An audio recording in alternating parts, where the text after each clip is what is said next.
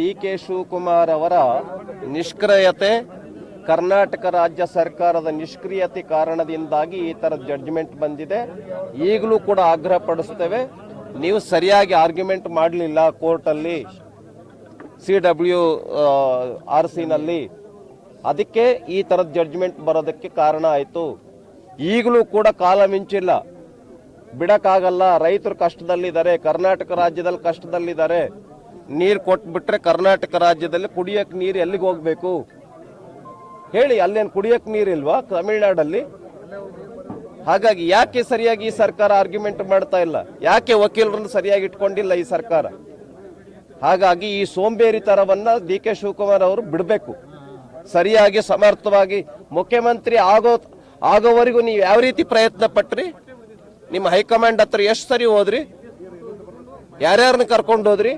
ಯಾವ್ಯಾವ ಮೂಲಕ ಒತ್ತಡ ಹಾಕಿದ್ರಿ ಮುಖ್ಯಮಂತ್ರಿ ಆಗಕ್ಕೆ? ಏನೇನು ಒಳಗಡೆ ಎಫರ್ಟ್ ಮಾಡಿದ್ರಿ, ಹೊರಗಡೆ ಎಫರ್ಟ್ ಮಾಡಿದ್ರಿ, ಹೈಕಮಾಂಡ್ ಹತ್ರ ಎಫರ್ಟ್ ಮಾಡಿದ್ರಿ? ಕರ್ನಾಟಕ ರಾಜ್ಯಕ್ಕೆ ನೀರು ಉಳಿಸೋದಕ್ಕೋಸ್ಕರ ಈ ತರ ಎಫರ್ಟ್ ಮಾಡಕ್ಕಾಗಲ್ವಾ? ಇದು ಸರಿಯಾದ ಧೋರಣೆ ಅಲ್ಲ. ಡಿ.ಕೆ. ಶಿವಕುಮಾರ್ ಅವರು ಸರಿಯಾಗಿ ಕೆಲಸ ಮಾಡಬೇಕು, ಸರಿಯಾಗಿ ಒತ್ತಡ ಹಾಕಬೇಕು.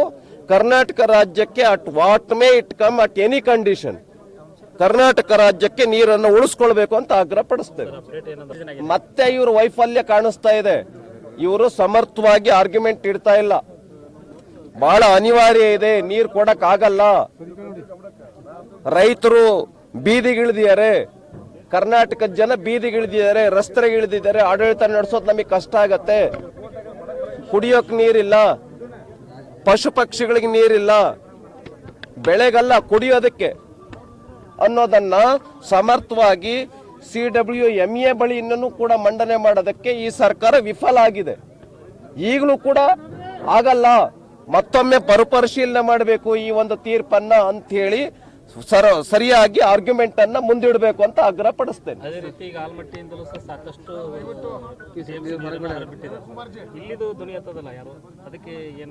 ಅದೇ ಕರ್ನಾಟಕ ರಾಜ್ಯದ ಹಿತವನ್ನ ಕಾಯೋದ್ರಲ್ಲಿ ಈ ಸರ್ಕಾರ ವಿಫಲ ಆಗ್ತಾ ಇದೆ. ನಾವು ಅದಕ್ಕೋಸ್ಕರನೇ ಸರ್ವೆ ಮಾಡ್ತಾ ಇದೀವಿ, ಹೋರಾಟ ಕೈಗೊಳ್ತೀವಿ.